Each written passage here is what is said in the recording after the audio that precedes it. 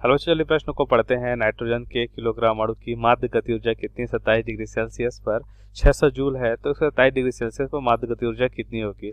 अब इस प्रश्न को समझने के लिए सबसे पहले हम प्रश्न की मुख्य अवधारणा को समझेंगे। तो हम यहाँ पे लिखते हैं मुख्य अवधारणा। मुख्य अवधारणा तो हम यहाँ पे देखेंगे माध्य गति ऊर्जा क्या होता है। माध्य गति ऊर्जा का जो सूत्र है, माध्य गति ऊर्जा, जिसे हम क्या लिखते हैं EAV से, मतलब औसत गति ऊर्जा, यह होता है 3/2। क्या होता है 3/2 KT, जहाँ पे इसे हम KB लिख लेते हैं। तो ये होता है बोल्ट्जमान नियतांक होता है, जिसका मान कितना होता है 1.38 गुणा 10⁻23 जूल प्रति केल्विन होता है। बोल्ट्जमान नियतांक कहलाता है ये, बोल्ट्जमान नियतांक।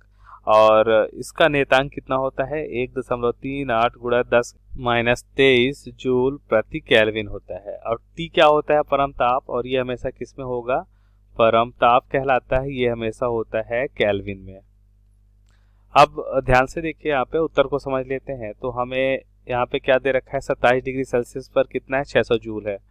तो 27 डिग्री सेल्सियस का मतलब ताप हमें दे रखा है T1 27 डिग्री सेल्सियस है। 273 से जोड़ते हैं तो केल्विन प्रतीत हो जाएगा, और इसका मान कितना हो जाएगा 300 केल्विन होगा।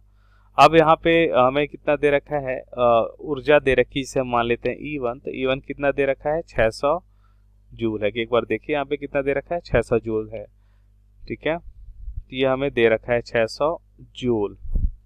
अब T2 की अगर हम बात करते हैं तो T2 हमें दे रखा है कितना 127 डिग्री सेल्सियस पर हमें माध्य गति ऊर्जा बतानी। तो 127 अब डिग्री सेल्सियस है, तो हमने देखा कि इसको केल्विन में बदलने के लिए 273 से जोड़ेंगे तो इसका मान कितना हो जाएगा 400 केल्विन हो जाएगा। और E2 जो हमें यहाँ पे निकालना है, जैसा कि मुख्य अवधारणा में हमने देखा कि औसत गति ऊर्जा का सूत्र क्या होता है 3/2 KT। तो यहाँ पे हम कह सकते हैं 3/2 के एक नियतांक है, इसका मतलब औसत गति ऊर्जा ताप के अनुक्रमानुपाती होगा। इस तरह से हम लिख सकते हैं E2/E1 बराबर क्या हो जाएगा T2/T1, और हमें E2 का मान निकालना है। तो E2 बराबर क्या हो जाएगा T2/T1, इसका मतलब 400/300 गुणा E1 कितना है यहाँ पे 600। इसको हल करने पे हमारा मान कितना आएगा 4 दूना 800 जूल। तो ये हमारे प्रश्न का सही उत्तर है। आशा करते हैं आपको समझ आया होगा। धन्यवाद।